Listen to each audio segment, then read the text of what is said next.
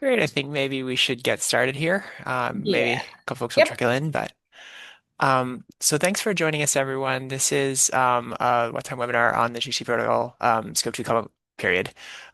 Most people here are probably familiar with what time, but just in case not, so we are an environmental NGO based in California, although we work remote, so we're actually all over. And we specialize in electricity emissions and decision making to minimize emissions. We also now are the new recipients of a major climate breakthrough award, and we received a lot of funding to conduct and participate in meta studies to look through the scientific literature and, in some cases, advance the scientific literature in conjunction with others on if you adopt different carbon accounting methods, what would be the effect on emissions? And so this is the first of a series of webinars we're going to be doing. This one is on Scope 2 for electricity in the GHG protocol. We are also increasingly working on things like landfill emissions in the GHGP for cities, not the corporate standard, financed emissions in PCAF, and international emissions under the Paris Agreement. So we are going to be, as a team, having different experts conduct different webinars. If you're here today, I imagine you most likely are at a company and thinking about your Scope 2 GHG protocol emissions. But if you would ever be interested in webinars on other forms of emissions, we are increasingly going to be conducting these for all different kinds of carbon accounting methodologies. And so with that, I'll just say welcome and hand it over to my colleague, Shani. Hi, thanks, Gavin. So let's get started. Welcome, everyone. My name is Chandani, and I work on building greenhouse gas policies and standards at WattTime, which, as Gavin mentioned, is an environmental tech nonprofit. We're here today primarily to discuss the critical greenhouse gas protocol public consultation period, which ends on January 31st. It was supposed to end earlier this month, and a couple of days ago they extended the deadline. So now it is January 31st. There's quite a lot to cover, so let's get moving into our agenda. If you could go to oh, perfect. So first, I'll run through a very quick overview of what the current GHG protocol guidance is, why it's being updated, and what the important updates have been thus far. Then we'll go through both the Scope 2 proposal and the electricity sector consequential methods proposal in depth. What's in the proposals, and just as importantly, what isn't in the proposals. Next, I'll talk you through WattTime's recommendations for how to respond. If you haven't already noticed, there are quite a lot of questions in both documents. Luckily, you don't have to answer all of them, and so here we'll talk through the priority questions, what our perspective as WattTime is on the proposals, and the resources that we have to help you respond. Then we'll leave a few minutes for questions, and then we'll close out. So I'll pause here in case anybody has very quick logistical questions. Seems like there are none in the chat, so we can move on. So before we get into the good stuff, I wanted to give everybody a minute to introduce themselves. As I said earlier, my name is Chandani, and I'll be walking you through most of the webinar today. I've been at WattTime for about 7 months now, focusing entirely on Scope 2. Before that, I was at SEBA for about 3.5 years, working pretty specifically on procurement finance. I will now pass it to Gavin to introduce himself. Nice to meet everyone. So I'm Executive Director of WattTime. I focus on different forms of carbon accounting and electricity emissions data. I'm also a co-founder of the Climate Trace Coalition, so increasingly working with about 150 different nonprofits and universities around the world to do similar emissions data projects outside of electricity. And I'm an economist by training. Henry? Absolutely. I'm Henry Richardson, an analyst here at WattTime, really focusing on helping our partners understand grid emissions data and integrate it into their decision making. And I've been focusing on policy making, especially around greenhouse gas protocol. I'm actually a member of the Scope 2 technical working group. And I should say that because of that, I'm representing WattTime's views and in no way the official view of the greenhouse gas protocol or anything like that. So I just wanted to emphasize that. But happy to answer any questions about the process and insights that I've learned throughout the ongoing revision over the last year or two. All right, thank you. I think we can go to the next slide, please. So let's get started. I also quickly want to just say, if at any point in time you can't hear us, please just let us know, send a message in the chat so we can start working on that. I think you can go to the next slide, please. So there, as I said, is quite a bit to get through, so I won't focus on this too much, but I would first want to ground us in an important accounting distinction. This might seem a little bit like inside baseball, but it actually kind of underpins a lot of what's going on with this update. There are basically two major kinds of accounting that we're thinking about right now: inventory accounting and consequential accounting. Inventory accounting is about allocating responsibility to entities for emissions arising from specified sources or sinks. in order to help establish emissions quotas and track emissions over time. In short, it's probably what you think of when you think of accounting. Consequential accounting, on the other hand, is a fairly different thing. It's about quantifying system-wide change in emissions caused by decisions or interventions. It aims to provide a system-wide global change, or provide an understanding of system-wide global change caused by actions, and they're probably the most appropriate method for informing decisions aimed at reducing emissions. Dr. Matthew Brander provides a pretty easy real-world example of this distinction. So, when the Scottish whiskey industry a couple of years back started to substitute fossil fuels with grain residues from their distilling processes, their corporate inventories, which is attributional accounting, went down. However, all of the livestock farmers that were using that grain residue then had to buy more soy meal to feed their animals, which caused emissions from soy cultivation to increase due to more deforestation in other countries. The problem with attributional accounting or inventory accounting is that while the fuel switch may have improved the industry's inventory, the strict market boundaries of this method prevented any of the effects arising in countries outside of the direct value chain from being counted. Because attributional or inventory accounting kind of really thinks about strict boundaries and what counts as your direct value chain, what counts as your property, anything outside of that really doesn't usually count. As a result, downstream consequences, including those triggered in entirely different regions, remain invisible. A consequential analysis, on the other hand, would be able to encapsulate all of that because it presents a much fuller picture of the impacts of an intervention and tends to be therefore better positioned to guide decarbonization decision making. And you can see these different accounting methodologies play out across the protocol. Inventory or attributional accounting is what's largely used in the greenhouse gas corporate standard and the corresponding Scope 2 guidance. So that's what we're talking about in a large part today. Consequential accounting has actually always been part of the protocol too, but it's been hiding away in the project standard and the corresponding guidelines for grid-connected electricity. So it isn't required or embedded in disclosure policy the way that Scope 2 is. You can go to the next slide, please. Now for the Scope 2 guidance itself. Scope 2 is broken down into two pieces, the location-based method and the market-based method. The location-based method is essentially pure inventory accounting, again, what you probably think of when you think of accounting. It uses annual emissions factors to calculate the emissions associated with your electricity consumption at your facilities. It doesn't cover any voluntary procurement. The market-based method, on the other hand, is where things get a little bit more interesting. The MBM, which is probably what I'll call it for the remainder of this webinar, is meant to provide a pathway for companies to report their voluntary energy procurement. So if you've negotiated PPAs or you've purchased renewable energy credits, all of that gets reported here and only here. And with the MBM, you can essentially zero out your megawatt hours of electricity consumption with clean energy procurement. Next slide, please. And if I can just quickly mention, so this is not the first time the GHG protocol has updated Scope 2. For old timers like me, you may remember that 2015 was the last major update. As of 2015, it was the case that for the market-based method, many companies were using attributional methods and many companies using consequential methods to report the same items. So one thing that happened back then was standardizing around one method just so that apples were not being compared to oranges. At the time, the method that was selected was to standardize around attributional, and consequential was moved to optional. I think one of the things going on right now is a decision about consequential is sort of coming up again for the first time in more than 10 years. Yes, thanks, Gavin. I think I accidentally skipped that last line, so I appreciate you filling that in. As mentioned earlier, consequential accounting is represented in a whole different set of documents. The Greenhouse Gas Protocol for Project Accounting explains how to measure the emissions reductions of climate change mitigation projects, and that includes the supplemental guidelines for grid-connected electricity projects, which explains how project guidance should be applied to projects related to the electricity sector. It includes guidance on build and operating margin and different ways of weighting them, which is something we will get into in a little bit. Next slide, please. So as kind of Gavin alluded to, why are these things being updated? Well, for one, they've been around unchanged since 2015, and as I'm sure you've noticed, the world has changed quite a bit. The market now offers significantly more accurate and granular data.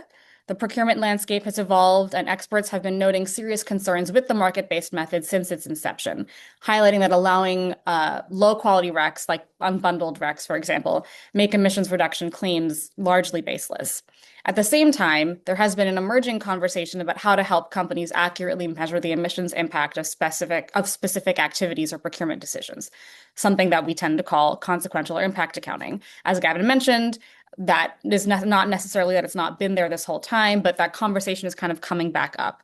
All of this led to the public comment process of which we are in the middle of today. Next slide, please.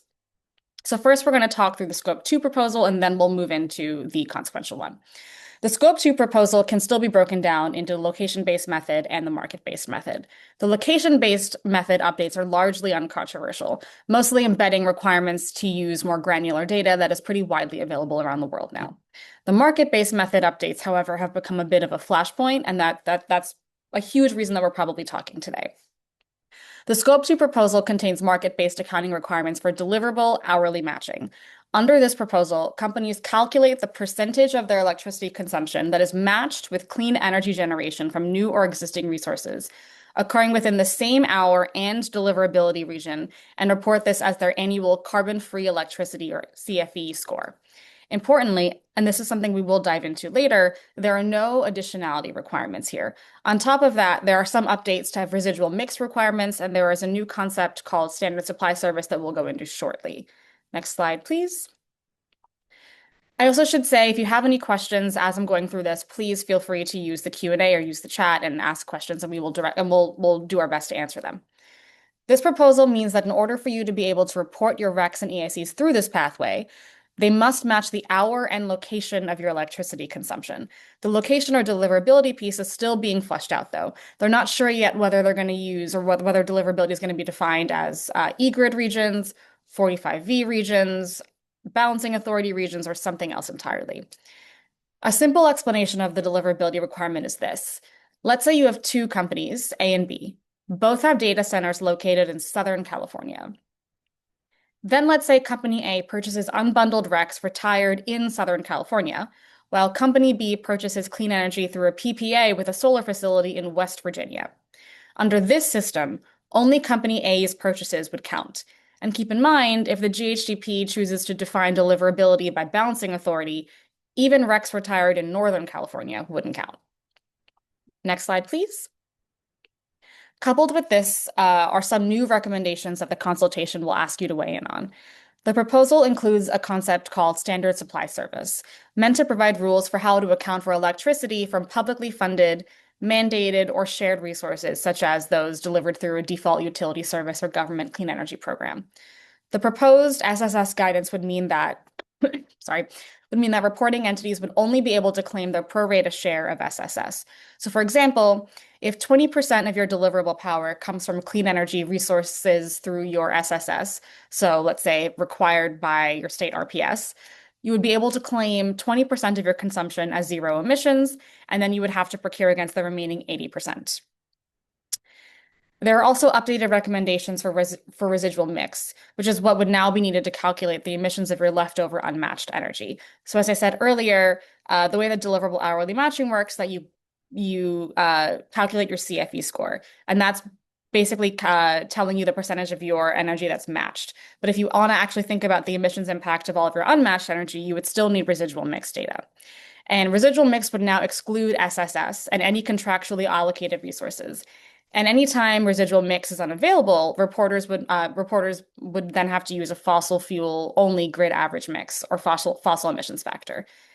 It's worth mentioning here that getting this kind of data, hourly load data, SSS data, hourly residual mix data, is difficult and often requires extensive cooperation with local utilities, which might not be possible for everyone. Next On slide, that please. point, it might be useful if you're not already aware, just to note that technically residual mix has been required under the GHG protocol for about 10 years. In some places, particularly in Europe, companies actually do that. In most parts of the world, including the United States, as a general rule, no one has been able to comply because such data have not existed. And so the vast majority of companies outside Europe have technically not been in compliance simply because there was a requirement for data that did not appear to exist. I think we can go to the next slide, please. And then on top of that, there are some feasibility measures you'll be asked to weigh in on. You'll be asked to weigh in on how best to define deliverability regions. Again, should they be e-grid regions, 45V regions, something else entirely? Whether you support a phase-in period for these recommendations, whether you support a legacy clause to grandfather in existing procurement if we adopt this framework, whether companies that lack access to hourly metered data should be allowed to use standard load profiles, and whether you support exemption thresholds and what those thresholds should be. Next slide, please. And if that isn't enough, there is a whole other proposal. Thank you. The consequential proposal, or the electricity sector consequential methods consultation, as it's called in the Greenhouse Gas Protocol, is meant to cover project accounting or consequential accounting. This draws on consequential impact accounting methods. In this proposal, reporting entities use local combined grid marginal emissions rates, which I know is very wordy. We'll explain it in a second. And those are weighted averages of a build and operating margin to calculate the avoided emissions of specific interventions. The combined grid marginal emissions rate, as I mentioned, is a 50-50 weighted average of a build and operating margin. What that means is that this is a marginal emissions factor that's meant to capture two things. The operating margin, which is the impact of incremental demand on the grid as it currently exists. So what power plants get stepped up and stepped down to accommodate new demand. And the build margin, which is meant to which is meant to capture the emissions impact of power plants that are added or retired to address new demand. So for those of you who might remember, there's been a conversation in carbon accounting circles for a bit now on how short-run marginal emissions rates aren't really capturing the full impact of new demand. Watt Time agrees with a lot of that theorizing, and like most of the market, we had been using short-run marginal emissions rates for quite a bit. We did then switch because of the emerging conversation and have encapsulated that through the build margin. And so now that's what the combined grid marginal emissions rate is a 50-50 weighted average of those two things. And the reason it's weighted 50-50 is because actually the Greenhouse Gas Protocol had created and helped define this strategy years ago, and they had recommended a 50-50 weighted average. So this has actually been, this is aligned with what the Greenhouse Gas Protocol has been saying in the project standard for a while. You can go to the next slide, please. So here's an example of how this proposal would work, because I imagine what I just said was quite a lot thrown at you. So Company A is a car company located in Southern California again. They're considering two PPAs, one with a solar facility in Ohio and one with a solar facility in Southern California. Company A would then calculate their avoided emissions associated with both of those procurement options. And they would do that by multiplying the local combined grid marginal emissions rate by the megawatt hours of that PPA. And it turns out that Ohio has a lot more fossil fuel-based energy than California does. So it's determined that by negotiating a PPA in Ohio, Company A can avoid significantly more emissions without a huge increase in cost. So Company A would therefore choose that option. It's also worth mentioning here that marginal emissions rates like the ones that we are talking about are widely and pretty freely available around the world. And the goal of consequential accounting and the goal of calculating an avoided emissions number is to incentivize interventions with the highest emissions reduction potential, regardless of time and location.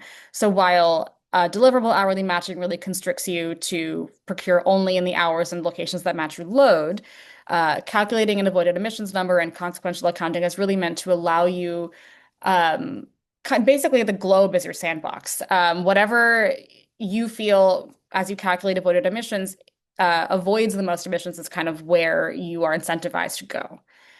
You can go to the next slide, please.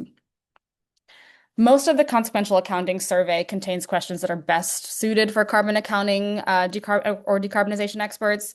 While it has a few questions about the efficacy of consequential accounting and overall opinions on the framework, it mostly asks detailed questions about additionality tests and how marginal emissions rates should be calculated. Luckily, this is a great segue into our next section, which is, next slide, please. Yes. How should you approach these consultation surveys? And what resources do we have to help you? Here, I'm going to pass to Gavin, who's going to talk through that our perspective. But before I do that, I want to emphasize one thing.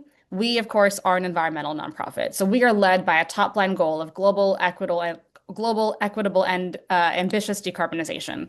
Our recommendations are therefore built around that being our number one priority, which means that we want to protect global procurement and ensure that procurement that we're protecting is high impact. It just so happens that there are frameworks like a full consequential metric that allow decarbonization priorities to align with cost effectiveness and feasibility. And we think that this might align with a lot of potential corporate goals. However, we recognize that folks on here may have a range of different priorities that differ from ours. So these are just our recommendations. It's important to us that you write comments and make your voices heard given what your priorities are.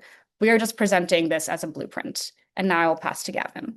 Yeah, thank you, Shudney. So, at what time we tend to, advocate for and provide tools for whatever it is that will reduce the most emissions. And we think that that might be of interest to some people in this call. And if you have different priorities like cost or anything, sounds great, but wanted to share that. So, when we think about reducing emissions, we use the shorthand impact for a reduction in total global emissions. And one of the things that we think is really useful for people to understand is that although hourly matching and other things like deliverability, they're part of it, are often stringent, they are frequently not impactful. And the reason for that is actually not about what many people think. It's not about the granularity of data. It's about the difference between matching and optimization as a strategy. So here's an example. Studies consistently find that if you build renewable energy in places that are optimal, as in they will displace particularly dirty power plants, that can drive considerably more impact than doing so close to home. It is the case that largely users of the GHG protocol tend to be companies that are located disproportionately in clean grids, not totally a coincidence. They tend to be located disproportionately in wealthy areas. And so a distinction between building in the optimal area for impact and close to home, those are actually very different locations. And so the latest study we saw said that by picking the optimal locations, you can reduce 370% more emissions than by building locally. Those numbers vary slightly study to study, but it is always a significant multiplier of how much emissions reductions would occur for building the same amount of renewable energy. And so a requirement to have all users of the GHG protocol who wish to build renewable energy be mandated to do so locally, although it sounds more stringent, it will have the unexpected side effect of essentially mandating that companies must build renewable energy in what are typically the least impactful locations.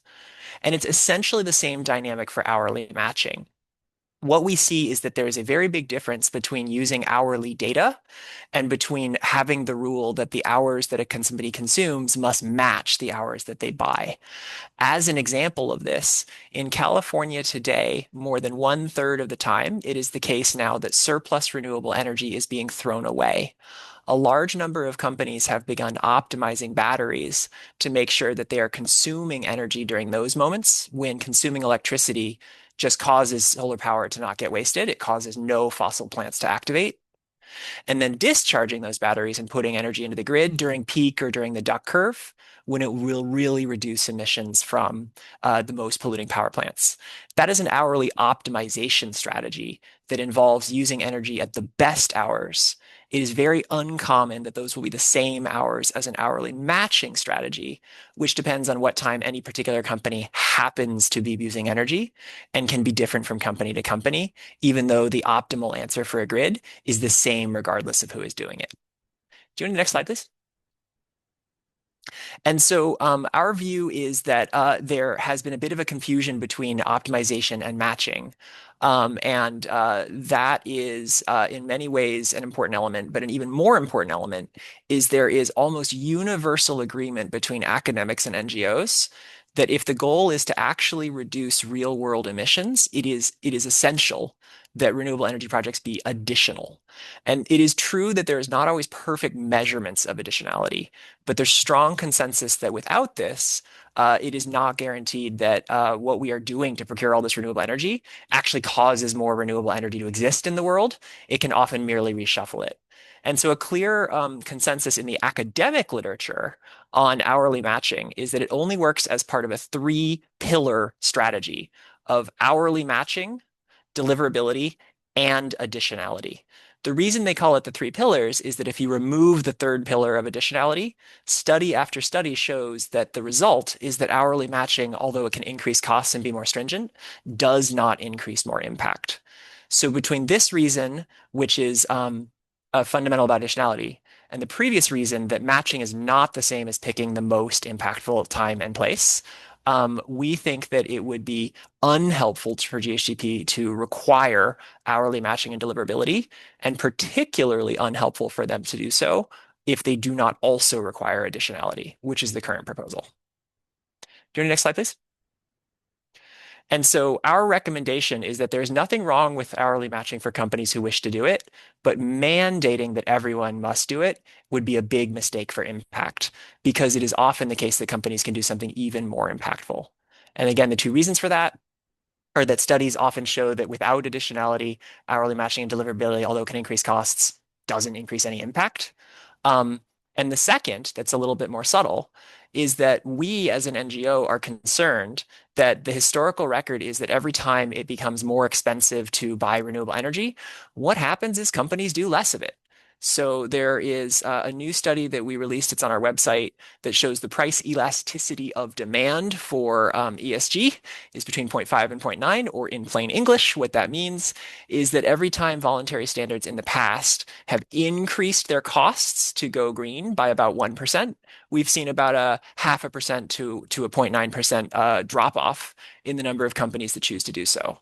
So we at What Time are highly concerned about best available modeling that suggests we could see a mean estimate of an increase of 500% in the cost to go green under the GHG protocol, because we're very concerned that it could cause a large drop off in the number of companies that choose to do so. I hope we're wrong, but that's why we are taking this very seriously. Do you want to do the next slide? So another method that you can use instead, which is a consequential method, would be to look at the cause and effect of your actions on total global emissions. What we like to refer to as impact accounting, just to cut through some of the noise and say the purpose of this is for accounting to better align with what would be the most impactful choices. So an example of what this can look like, you can calculate the effect of your electricity consumption on global emissions. That's often called induced emissions.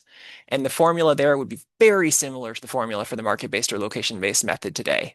You take the load that you are consuming in a given time and place, and you multiply it by an emissions factor. The difference is it would be a marginal emissions factor, combined marginal emissions factor, as opposed to an average emissions factor, but it's otherwise exactly the same. And then in your renewable energy side purchasing, you would look at the avoided emissions, the positive impact of any electricity you are putting into the grid. So there again, you would look at the number of kilowatt hours that you produce of clean energy, and you would multiply by those by the marginal emissions rate. The key difference between this and a matching strategy is not the level of granularity in time and place. It's the question of whether the goal is to match or to do the most impactful thing possible.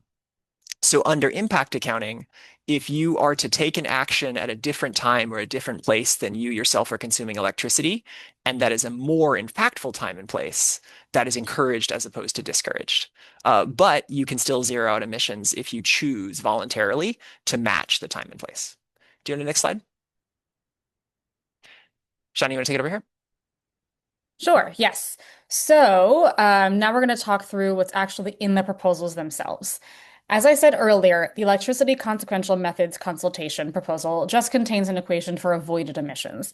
This is actually pretty different from the proposal that was actually sent to the Greenhouse Gas Protocol by the expert working group that they convened to build a proposal. The expert working group sent in a proposal that had strict additionality requirements and an induced emissions equation, which allows for comparisons between the emissions associated with your load and the procurement and enables things like target setting and recognition frameworks.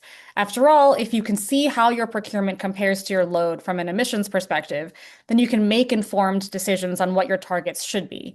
And it allows for larger recognition frameworks to understand how to evaluate and reward companies that are doing well. But without any of these other pieces, an avoided emissions number isn't actually very decision useful. Our concern is that it's hard for us and hard for you guys to opine on an incomplete formula. Next slide, please. So how do you actually answer the surveys? So for that, we're going to go back quickly to Scope 2. There are about 180 questions in this survey, and if you're anything like me, that's too many questions. Luckily, Watt Time, along with a lot of other organizations, including the Pragmatic Scope 2 group and the Leapfrog Alliance, just to name a few, have already gone through both, and we are happy to report that you can, in fact, skip most of them if you are short on time. A thing that I do want to point out is that while the demographic information in the survey is starred and required, like you do have to announce what company you're from and all that sort of stuff, any of the actual substantive questions are unstarred. So you don't have to answer any of them if you're not comfortable doing so. On this slide, however, I've included a list of priority questions along with a very quick overview of what might be important to cover. And if you're really, really pressed for time, we've bolded at the bottom the absolutely most critical questions in this survey. So you can feel free to take a screenshot.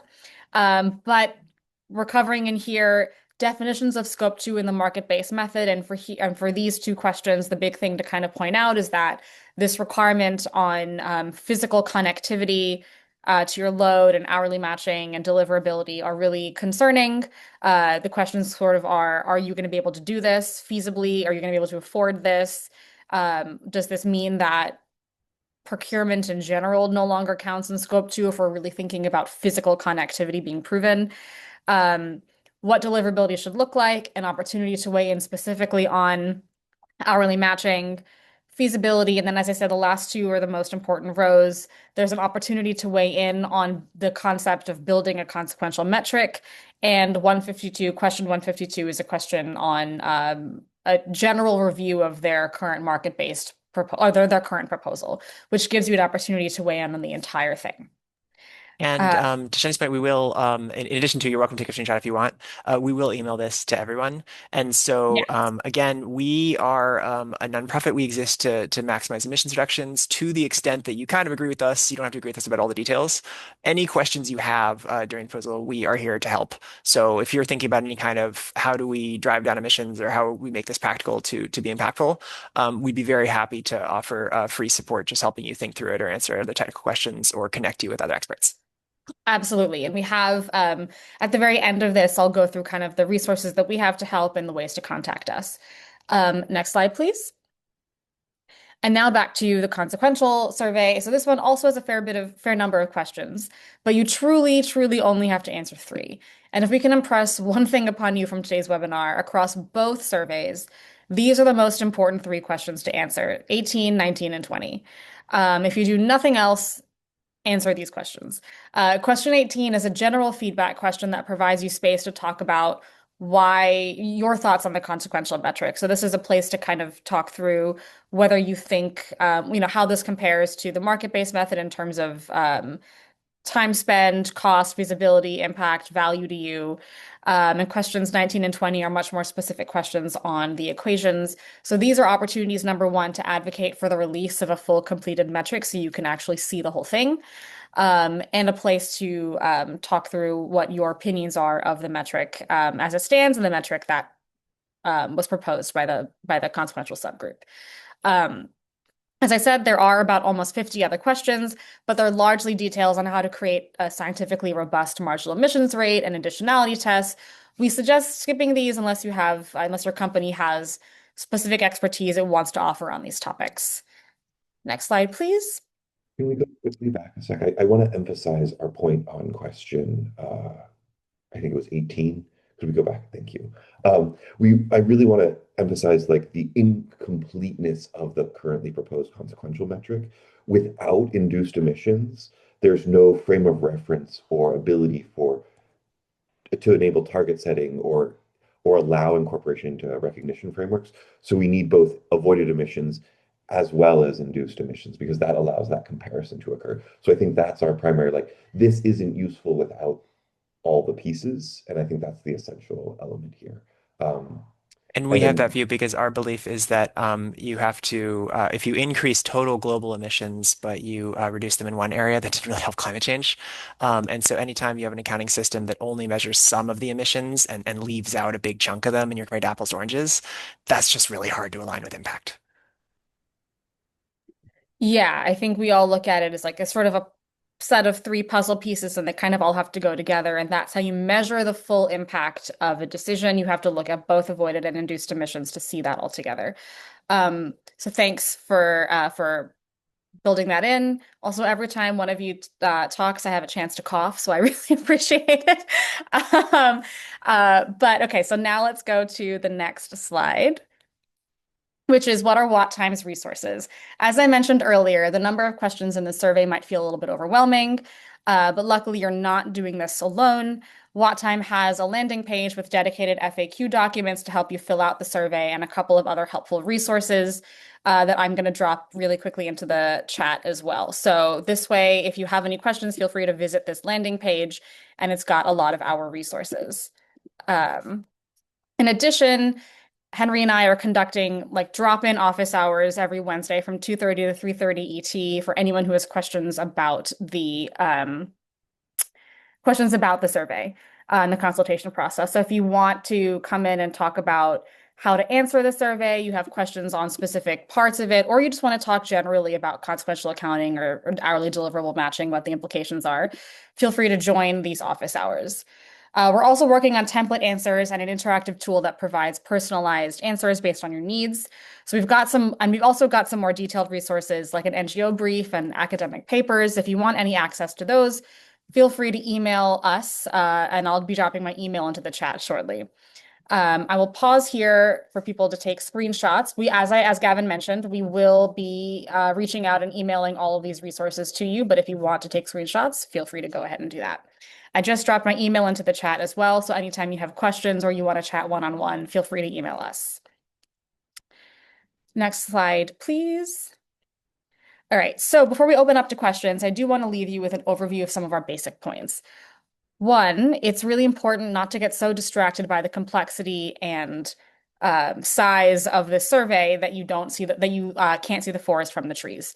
While many of these questions might seem arduous and complicated, ultimately most of them are actually kind of irrelevant if you don't support the framework as a whole. For example, your thoughts on whether we should be using eGrid or 45V regions to define deliverability, your thoughts on the minutia of a fossil grid mix, or your thoughts on any of the feasibility measures for Scope 2 are actually not that needed if you don't support deliverable hourly matching. Similarly, your thoughts on how to develop the most scientifically robust marginal emissions rate for consequential aren't necessarily super needed when you can't even see the full proposal. So focus on that, and actually a lot of the questions fall away and become easier to answer. Next, remember that academic evidence indicates that deliverable hourly matching falls short on cost effectiveness, feasibility, global equity concerns, and carbon reduction impact, while consequential accounting delivers high impact global and equitable carbon reductions without significantly raising prices. However, we do need to see a full completed metric in order to really judge it fairly. So this is an opportunity to advocate for that. Next slide, please. So now we will move into questions. So feel free to write questions into the Q&A, and we'll start answering them as they come up. Yeah, we have a question from Darren. So is your proposal to mandate companies report against all three methods or mandate LBM and then in either MBM or impact?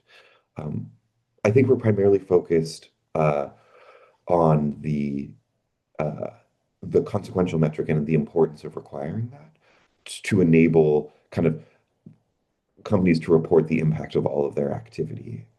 We, I think we are concerned about the MBM method's requirement that of the local requirement, because that will discourage global investment and concentrate investment where investment has already occurred, just because of where companies are located that are participating in the greenhouse gas protocol.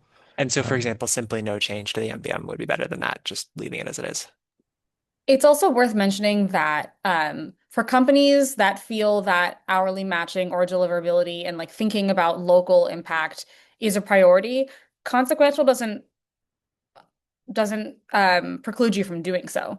If that's a priority for your company, then there's no reason you can't do that. It's just our perspective is that there should be an opportunity for companies to make decisions not based on those priorities if they have different ones. In our last webinar, we were swamped with questions. I think we answered them too well today. There's nothing to talk about. But we could either wrap early, or if anybody else had anything they wanted to ask, we're here if it's helpful.